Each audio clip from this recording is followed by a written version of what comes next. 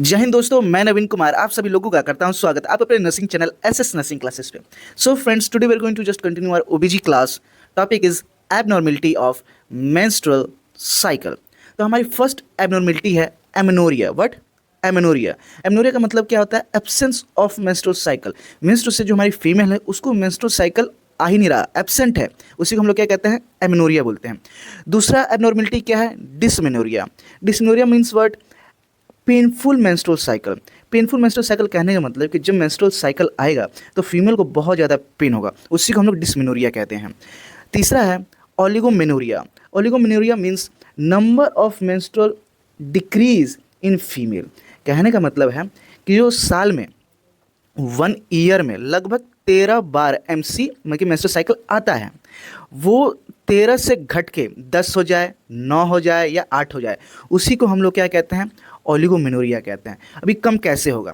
जैसा कि आप यहाँ देख रहे हो कि one menstrual cycle greater than 35 days लिखा हुआ है। इसका मतलब क्या है कि जैसे नॉर्मल एमसी जो होता है 1 एमसी इक्वल टू 28 डेज का होता है, जैसे सबको पता है।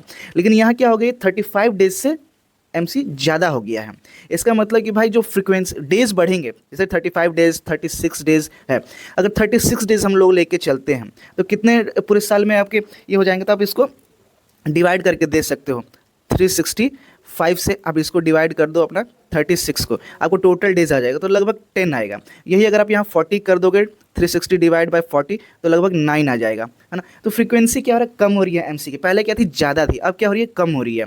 तो इसी को हम लोग क्या कहते हैं? ओलिगोमेनोरिया कहते हैं। अब देखो, अब अगला टर्म है पॉलीमेनोरिया। पॉलीमेनोरिया क्या होता है? तो number of menstrual cycle increase in the female. पहले क्या था? डिक्रीज था, अब क्या हो रहा है? इंक्रीज हो रहा है। अब इंक्रीज कैसे होगा? तो 1 एमसी जब लेस देन 21 डेज मतलब 21 दिनों से जब कम की मेंस्ट्रुअल साइकिल होने लगेगी तो उसी को हम लोग क्या कहेंगे? पॉलीमेनोरिया कहने लगे।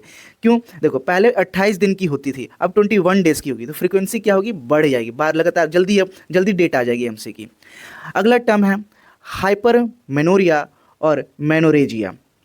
तो हाइपरमेनोरिया क्या होता है? तो ब्लीडिंग मोर देन 80 ml और bleeding days more than 7 days, या 80 ml से ज़्यादा ब्लीडिंग हो तो उसको हम लोग हाइपरमेनोरिया कहेंगे, या ब्लीडिंग डेज 4 दिन से बढ़ के 7 दिन हो जाए या 7 दिन से ज़्यादा हो जाए तो उसको हम लोग हाइपरमेनोरिया कहेंगे। यहाँ पे एक चीज़ है, आपको पता कैसे लगेगा कि ये जो मेनोरेजिया या हाइपरमेनोरेजिया है, या जो ब्लड है, जो 80 ml ब्लड है, इससे ज़्यादा जो ब्लड अभी रिलीज़ होने वाला है, तो उसको आप मेज़र कैसे करोगे? How to measure? तो यूज़ सोक पैड। जो सोक पैड आते हैं, ठीक है, सोक पैड आते हैं, उसको आप यूज़ करोगे और उसको 5 से मल्टीप्लाई कर दोगे तो आपका जो आंसर आएगा जितना है उसमें आप उसको ml लगा देना तो आपका आंसर आ जाएगा कि कितना ml ब्लड लॉस हुआ है। फिर है हाइपोमेनोरिया। क्या? हाइपोमेनोरिया। हाइपोमेनोरिया मतलब क्या? ब्लीडिंग फेज या ब्लीडिंग लेस देन 10 ml। अब क्या हो रहा है? हाइपोमेनोरिया में क्या हो रहा है कि ब्लीडिंग जो है 10 ml से कम है तो उसको हम हाइपोमेनोरिया कहेंगे। या bleeding phase less than 2 days, 2 दिन से भी कम अगर हो जाए तो उसको हम लोग क्या कहते हैं? हाइपोमेनोरिया कहते हैं। अगला टर्म है मेटोरेजिया। मेटोरेजिया क्या होता है? तो एसाइक्लिक ब्लीडिंग। एसाइक्लिक कहने का मतलब है क्या? कभी भी इसका जो हम लोग साइकिल जो है जैसे कि 28 दिन पे ही होना है, तो ऐसा ना हो कि 13 दिन पे 15 दिन पे, कभी भी नहीं होता है। ब्लीडिंग एनीवेयर स्पॉन्टेनियसली, मतलब कि कभी भी कहीं भी किसी भी नहीं होता है, कोई फिक्स नहीं है, कभी भी हो जा रहा है। स्पॉन्टेनियस मतलब कभी भी, अरे एनीवेयर कहीं भी। फिर है मेनोमेटोरोजिया। अगला टर्म क्या है? मेनोमेटोरोजिया। तो इसका क्या मतलब होता है? तो excessive irregular bleeding and days does not countable. देखो, पहले क्या था? कभी भी हो रहा था, लेकिन ब्लीडिंग ज़्यादा हो रही है कम हो रही है ये नहीं मेंशन किया। लेकिन मेनोमेटोरोजिया में क्या कि एक्सेसिव इरेगुलर ब्लीडिंग है, मतलब अत्यधिक ज़्यादा क्या होगा? ब्लीडिंग होगी। और इसके जो डेज होंगे कि हाँ चलो 10-15 दिन पे आ जाता है, तो ऐसा कुछ नहीं, इसके डेज काउंटेबल नहीं, कभी भी ये आ जाएगा। तो ये थे हमारे क्या कुछ आपके एबनॉर्मेलिटीज़ जो कि मोस्टली फीमेल्स में देखी जाती है। अब हम लोग वो पढ़ेंगे जो हमारे एग्जाम में पूछता है, मोस्टली मोस्ट कॉमन। तो सबसे पहले है मेनोरिया, जो कि हमको हमारे एग्जाम में पूछता है।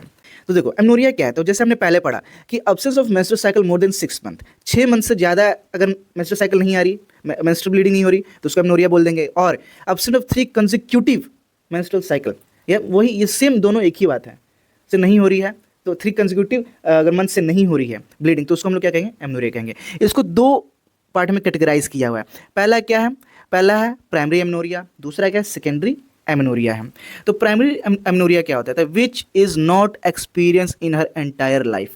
तो प्राइमरी एमेनोरिया को क्या है, तो उसने अभी तक अपने लाइफ में कभी भी मतलब कभी भी उसने क्या मेंस्ट्रुअल साइकिल एक्सपीरियंस नहीं किया अभी तक। उसको जीवन में अभी तक क्या हुआ है कि अभी तक मेंस्ट्रुअल साइकिल नहीं है। लेकिन सेकेंडरी एमेनोरिया में क्या है कि a female who has menstrual cycle prior but not experience nowadays. तो ऐसी फीमेल जिसको पहले प्रायर मेंस्ट्रुअल साइकिल आती थी लेकिन नाउ-ए-डेज अभी नहीं आ रही है, तो उसको हम लोग सेकेंडरी एमेनोरिया में कैटेगराइज करते हैं। तो सबसे पहले हम लोग प्राइमरी एमेनोरिया पढ़ते हैं। क्या, प्राइमरी एमेनोरिया। तो प्राइमरी एमेनोरिया को भी अगेन दो पार्ट में क्लासीफाई किया हुआ है। तो पहला क्या है, फिजियोलॉजिकल, दूसरा क्या है, पैथोलॉजिकल। फिजियोलॉजिकल में मतलब क्या कि बॉडी की फिजियोलॉजी है, कोई बीमारी नहीं है या कोई प्रॉब्लम नहीं है।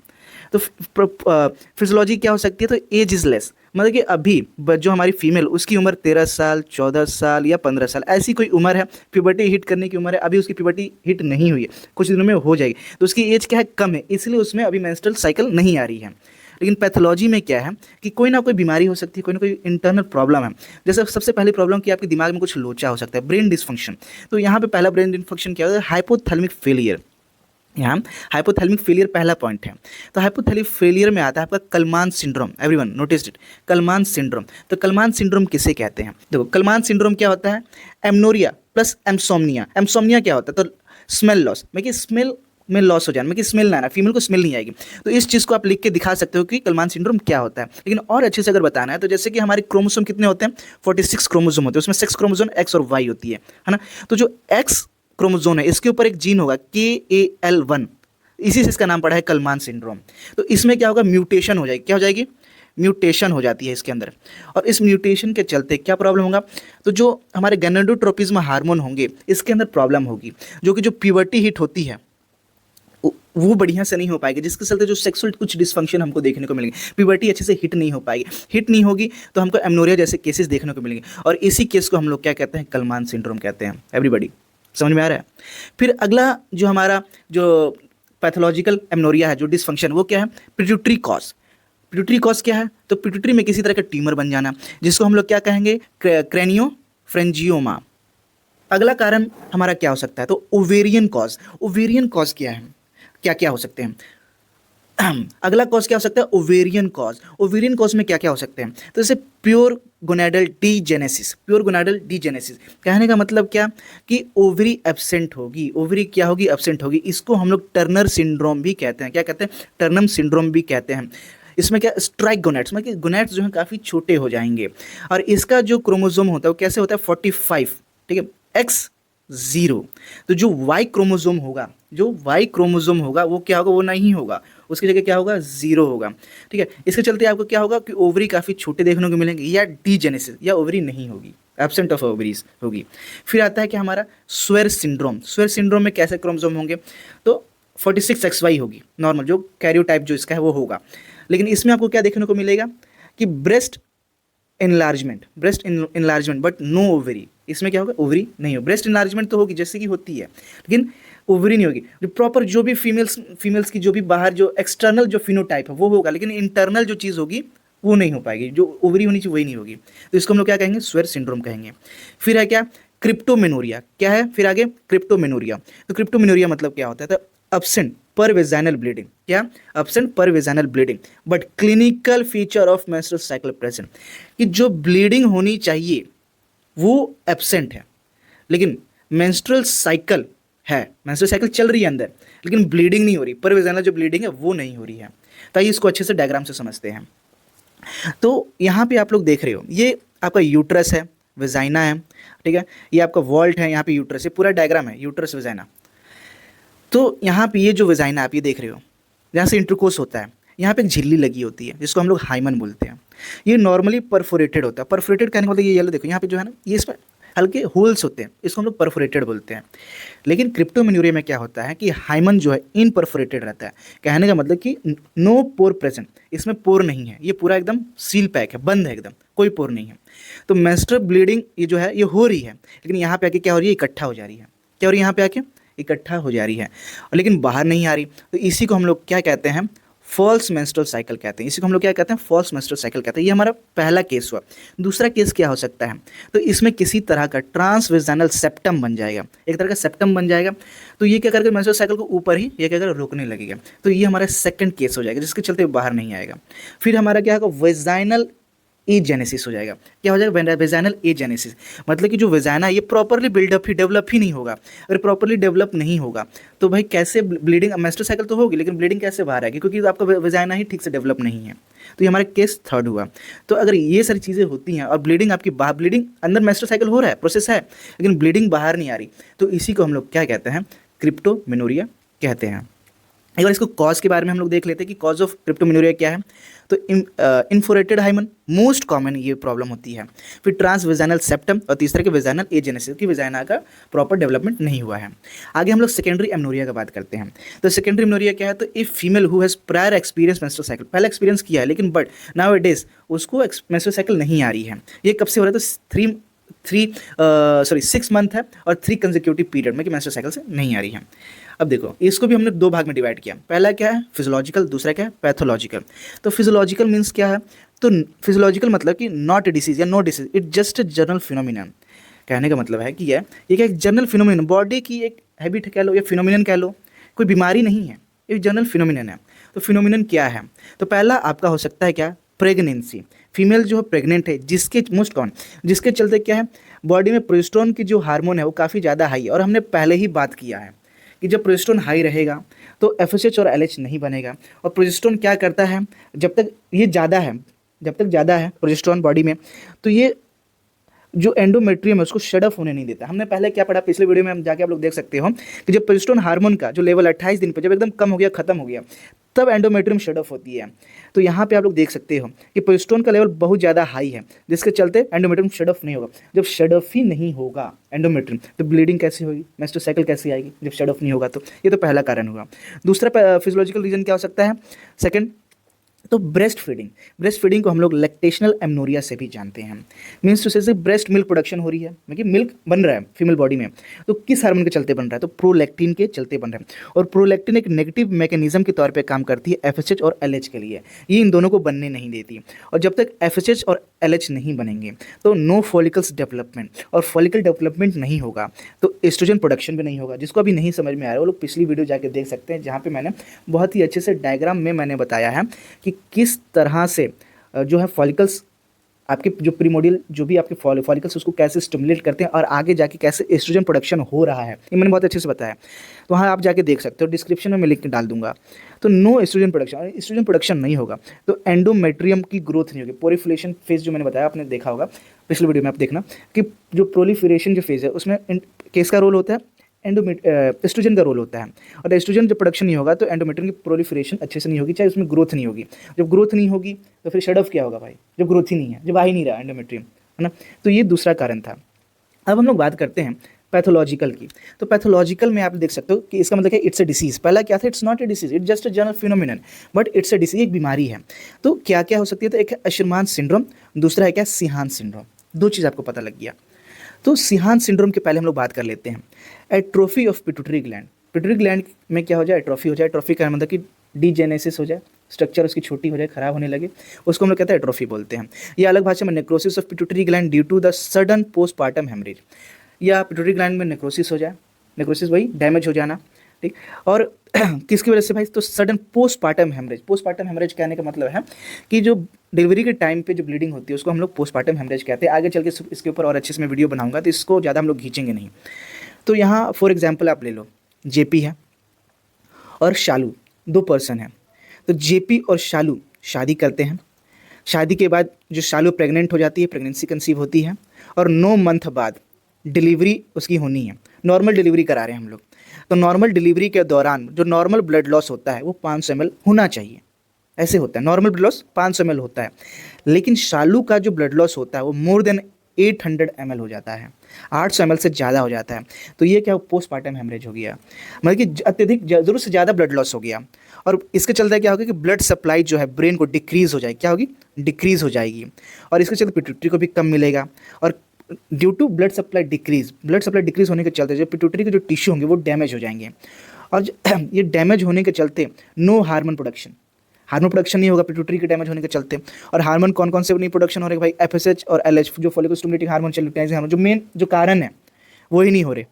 तो नो नॉर्मल पीरियड, अब दोबारा से नॉर्मल पीरियड्स अब होंगे ही नहीं, और इसी को हम लोग क्या कहते हैं, तो सीहान सिंड्रोम हम लोग कहते हैं। आई होप आपको इस एग्जाम्पल से अच्छे से समझ में आ गया होगा। अगला हम लोग बात करते हैं अशरमान सिंड्रोम का। तो अशरमान सिंड्रोम क्या है, फिर से हम लोग जेपी को लेते हैं। जेपी और शालू दोनों गर्लफ्रेंड बॉयफ्रेंड हैं, ठीक है, बॉयफ्रेंड हैं। तो जेपी जैसे कि शालू का बॉयफ्रेंड है, ये दोनों एक दिन मिलते हैं, नाइट आउट करते हैं। नाइट आउट के दौरान मन फिसल जाता है और सेक्सुअल इंटरकोर्स हो जाता है। और सेक्सुअल इंटरकोर्स होने के बाद शालू को 3 मंथ बाद पता चलता है कि वो 3 मंथ प्रेग्नेंट हो चुकी है। अब वो जेपी को बताती है, जेपी डर जाता है और वो मुकर जाता है और वो शालू को छोड़ देता है, लीव कर देता है। अब इसको मजबूरी में क्या होता है, अबॉर्शन कराना पड़ता है। ऐसा चाहती नहीं थी लेकिन जेपी ने उसको छोड़ दिया शालू को, तो उसको अब अबॉर्शन कराना पड़ता है। तो अबॉर्शन जो है वो क्या है, वो इलीगल सेंटर पे अबॉर्शन कराती है शालू। तो जो इलीगल सेंटर पे जो अबॉर्शन वो कराती है, अबॉर्ट कराती है, तो वो लोग क्या करते हैं, जिस इंस्ट्रूमेंट जो सर्जिकल इंस्ट्रूमेंट से जो फीटस को, जो भी फीटस बना है उसको जो बाहर निकालते हैं, तो वो लोग इसको अच्छे से क्लीन करने के चक्कर में, जो एंडोमेट्रियम लेयर है पूरा अंदर घुसा के, ऐसे इधर से क्लीन इधर से क्लीन, हर जगह से क्लीन करने के चक्कर में वो लोग क्या करते हैं कि जो आपका एंडोमेट्रियम लेयर है उसको डैमेज कर देते हैं। डीप इंजरी वाइल ऑपरेशन के दौरान काफ़ी ज़्यादा डीप इसके अंदर इंजरी हो जाती है। इस इंजरी को रिकवर करने के चक्कर में बॉडी यहाँ पे क्या बना देती है, फेब्रॉइड बना देती है। क्या बना देती है, फेब्रॉइड बना देती है। फेब्रॉइड बन जाएगा पूरा यहाँ पे, और फेब्रॉइड के चलते जो हमारा एंडोमेट्रियम है ये शट ऑफ नहीं हो पाएगा। क्या होगा, ये शट ऑफ नहीं हो पाएगा। इसी को हम लोग क्या कहते हैं, असरमान सिंड्रोम कहते हैं। आई होप आप अच्छे से समझ गए होंगे। अब देखो, अब अगला हम लोग बात करते हैं एबनोरिया के बाद डिस्मेनोरिया की बात करते हैं। डिस्मेनोरिया क्या था, तो painful menstrual cycle, menstrual cycle दौरान काफ़ी ज़्यादा पेन होना, उसको हम डिस्मेनोरिया कहते हैं। ये अर्ली मेनार्की स्टेज कहने का मतलब है कि जब मेनार्की जब शुरू होगी, जब स्टार्टिंग होगी, जो प्यूबर्टी से स्टार्टिंग होगी, तब बहुत ज़्यादा इसको देखने को हमको मिलता है, जब बहुत ज़्यादा पेन होता है। और ये कहाँ होगा, तो लोअर एब्डोमिनल पेन में, कि जो एब्डोमिन के लोअर हिस्से में पेन होगी। अब देखो ये भी 2 कैटेगरीज में डिवाइड है, पहला प्राइमरी, दूसरा सेकेंडरी। तो पहले हम लोग प्राइमरी डिस्मेनोरिया पढ़ेंगे। तो प्राइमरी डिस्मेनोरिया में क्या कह रहा है कि also known as spasmodic dysmenorrhoea. Spasmodic dysmenorrhoea कहने का मतलब कि इरेगुलर पेन। स्पास्मोडिक डिस्मेनोरिया कहने का मतलब क्या है कि इरेगुलर पेन है, कभी भी पेन जो मेंस्ट्रुअल साइकिल टाइम कभी पेन शुरू हो जाता है, इरेगुलर है, फिर होगा, फिर शांत हो जाएगा, फिर बहुत ही दर्द होगा, ऐसा। फिर पेन इज इंटरमिटेंट, वही बात है, स्पास्मोडिक एंड अस्पास्मोडिक दोनों एक ही बात है। इंटरमिटेंट है, पेन हो रहा है फिर कम हो जाता है, फिर कुछ देर फिर ज़्यादा होने लगता है पेन, ऐसा। Pain occur due to without any pelvic pathology. Pain जो है मेंस्ट्रुअल साइकिल जब आती है तो पेन आता है, इसके पीछे कोई भी डिसीज़ नहीं है। वही कह रहा है कि कोई पैथोलॉजी नहीं, कोई डिसीज़ नहीं है, बस आ रहा है, अक्कर हो रहा है। पेन क्या हो रहा है, हो रहा है। Pain start with menses, menses आएंगे, मेंस्ट्रुअल साइकिल जब आएगी तो पेन शुरू होगा, एंड डिसअपीयर 72 मतलब 72 घंटे के बाद, मेंसेस जैसे मेंसेस खत्म होगा उसके 72 घंटे बाद क्या होगा, पेन ऑटोमेटिक गायब हो जाएगा, डिसअपीयर हो जाएगा। Pain due to increase level of prostaglandin. Prostaglandin sir हमने पिछले वीडियो में बात की, प्रोस्टाग्लैंडिन जब आती है तभी पेन होता है। प्रोस्टाग्लैंडिन हार्मोन के चलते क्या होता है, फीमेल को पेन होती है। क्यों पेन होती है, तो एंडोमेट्रियम में क्या होता है, कॉन्स्ट्रक्शन काफ़ी ज़्यादा होने लगते हैं, जिसके चलते पेन पता लगता है। अब देखो इसका कॉज क्या है, तो pain because the initial menstrual cycle are anovulatory in nature. तो कह रहा है क्या कि पेन क्यों हो रहा है, तो ये पहली बार मेंस्ट्रुअल साइकिल हो रहा है, इनिशियल साइकिल है, इससे ऑन एन एवोल्यूटरी इन नेचर कहने का मतलब कि इससे पहले जो एग अभी तक रिलीज नहीं हो, ये फर्स्ट टाइम है, इसके चलते उसको पेन हो रहा है। Pain related to primary dysmenorrhoea is likely to psychological. और कुछ जो पेन है वो दिमाग पे भी बर्डन पड़ता है कि भाई पहली बार मुझे मेंस्ट्रुअल साइकिल ब्लीडिंग होगी, चाहे बहुत ज़्यादा दर्द, तो कुछ साइकोलॉजिकल भी होता है जिसके चलते पेन ज़्यादा पता लगता है। अगर इसके मेडिकेशन की बात करें तो हम लोग इसमें नेसिड्स देते हैं। नेसिड्स क्या है, तो मेनोफेनिक एसिड जो दवा है, एक कंपोजिशन है, जेनरिक नेम है। और जैसे मेफ्टाल स्पास, जो लड़कियां भी पढ़ रही होंगी उनको तो अच्छे से पता लग रहा होगा, मेफ्टाल स्पास, जो लड़के नहीं जानते उनको मैं बता देता हूँ। ये लड़कियां पीरियड्स में मेडिसिन खाती हैं दर्द को, पेन को रिड्यूस करने के लिए, कम करने के लिए। अब आगे हम लोग बात करते हैं सेकेंडरी डिस्मेनोरिया की। किसकी, सेकेंडरी डिस्मेनोरिया की। सेकेंडरी डिस्मेनोरिया में क्या है, तो पेल्विक पैथोलॉजी इज प्रेजेंट, इसमें कोई ना कोई डिसीज होगी, and further investigation is necessary to find out the root cause. और आगे इन्वेस्टिगेशन करना जरूरी है कि हम लोग जो मेन रूट है, क्या प्रॉब्लम है, उसका जड़ क्या है, उसको हम पता कर सकते हैं बीमारी के। तो इसमें क्या क्या हो सकता है, तो एंडोमेट्राइटिस, ठीक है, एंडोमेट्रियम में किस तरह प्रॉब्लम हो सकता है, इन्फ्लामेशन हो सकता है। दूसरा क्या हो सकता है, तो एडिनोमायोसिस हो सकता है। एडिनोमायोसिस क्या होता है, तो आपके जो यूट्रस है, ठीक है, तो उसके अंदर, जैसे कि एंडोमेट्रियम तो ये लेयर है ना, अंदर वाली लेयर है, लेकिन मायोमेट्रियम लेयर में भी क्या हो, आपका जो है एंडोमेट्रियम की ग्रोथ हो जाए, उसको हम लोग क्या कहते हैं, एडिनोमायोसिस कहते हैं। दूसरा क्या है, फेब्रॉइड यूट्रस, यूट्रस के अंदर फेब्रॉइड का बन जाना, उसको हम लोग कहते हैं फेब्रॉइड यूट्रस। और चौथी क्या हो सकती है, कुछ और भी एनाटॉमिकल एबनॉर्मलिटीज़ हो सकती हैं।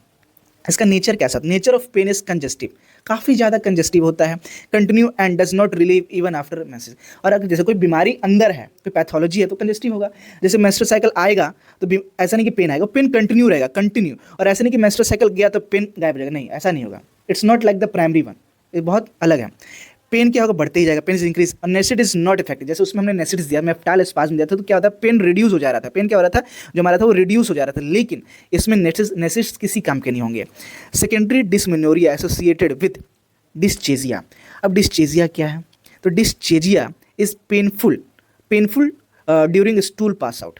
कहने का मतलब कि डिस्चेजिया क्या है कि जब फीमेल स्टूल पास आउट करेगी तो उस टाइम उसको बहुत ज़्यादा दर्द होगा। और एक और क्या है, डिस्पेरेनिया। डिस्पेरेनिया क्या है, पेनफुल सेक्सुअल इंटरकोर्स, जब सेक्सुअल इंटरकोर्स होगा तो उस टाइम बहुत ज़्यादा दर्द होगा।